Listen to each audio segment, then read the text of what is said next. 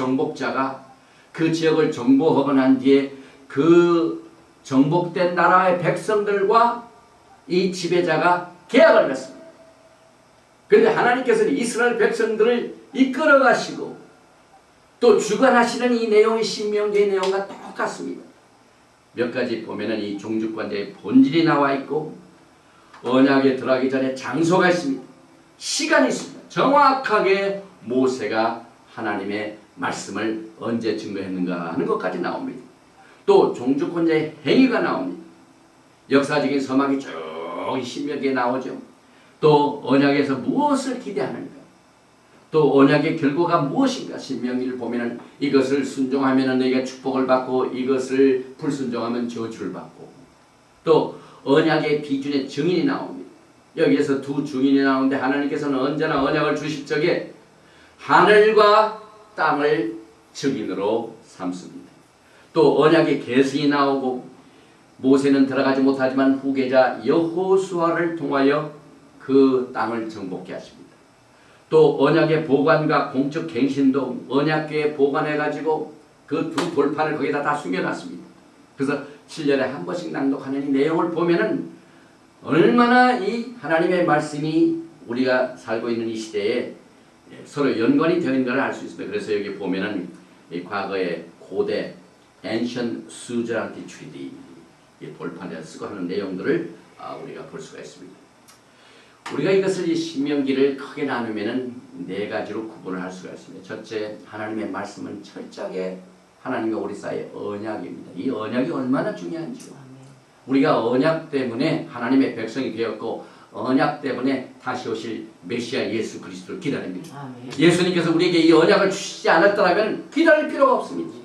그래서 신명기에 보면은 이 언약이 26번이나 나옵니다. 히브리 말로 언약을 브리트라고 합니다.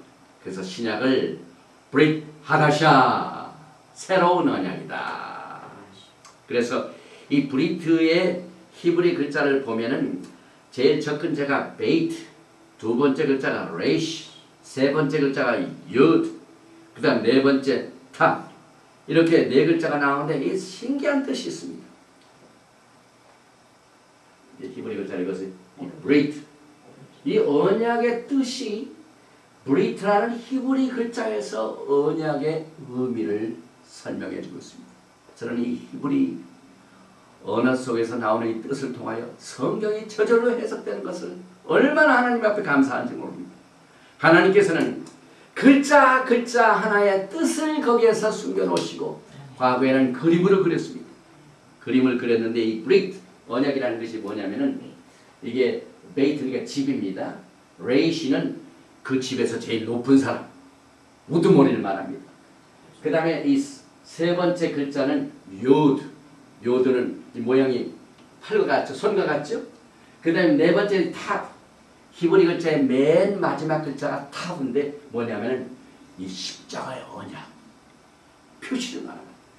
그래서 이것을 해석을 하면은 히브리어로 언약이란 하나님의 지배의 아들이 언약을 우리들에게 손에 넘겨준다 하는 뜻입니다. 그러니까 하나님께서는 철저하게 여러분과 저에게 약속의 말씀을 주시고 대사를 행하십니다. 그러므로 우리가 이 토라 회복성에도 또 다음 주일에 또 시카고에서 대성회를 합니다. 전 세계에서 이 토라 회복 운동이 일어납니다. 저는 분명히 믿기는 예수 그리스도의 재림 중에 가장 그 재림의 징조 중에 가장 큰 징조가 토라의 회복의 사건인 것입니다. 지금 전 세계에 있는 이 메시아인 유대인들이요 얼마나 메시아를 기다리는지 모릅니다. 왜냐하면 메시아께서 오셔서 이 땅에 천년왕국을 세우시게 되면 이 토라를 다 가르치기 때문에 그렇습니다. 신부들을 7년 환란 전 7년 전에 오셔서 공중으로 데려가시고 난 뒤에 이제 환란이 끝날 무렵에 주님께서 신부들을 다시 데려와서 이 땅에 약속된 언약의 밀레니엄 킹덤, 메시아닉 킹덤, 지금 메시아 왕국이 지금 우리 눈앞에 지금 다가왔습니다. 아멘. 메시아 왕국의 헌법이 뭡니까? 토라입니다. 아멘. 그래서 이 토라는요 무엇을 해라 무엇을 하지 말라 하는 이 율법주의적인 리스트가 아닙니다. 하나님의 사랑의 하나님이 여러분들에게 복을 주시고 여러분들이 구속을 주고 여러분들을 인도해 주시가요 아주 사랑의 계약을 맺은 겁니다. 아멘. 사랑의 약속을 한 겁니다. 아멘. 이건 모르면 결혼식에 결혼계약서 개토거나 마찬가지예요. 신랑이 절대로 신부를 책임져 주겠다는 약속입니다. 이게 얼마나 이 토라의 의미가 깊은지 모릅니다. 그래서 결혼식 때 신랑과 신부가 결혼 서약을 신명기를 통하여 하나님과 우리 백성들 간에 언약을 주신 내용을 우리는 이 토라를 통하여 깨닫게 됩니다. 이 토라 신앙의 아름다움이 얼마나 매력적인지 모릅니다. 또 이 토라를 보면은요 사랑이라는 말이 나옵니다. 참 우리가 이 땅에 사는 동안 가장 프라이트를 가져야 할 것이 하나님 사랑입니다. 우리가 하나님을 사랑하지 않고 복음을 전파해봐야 알맹이가 없습니다. 우리가 하나님을 사랑하면서 주의 사역을 감당해야 주님이 기뻐하십니다.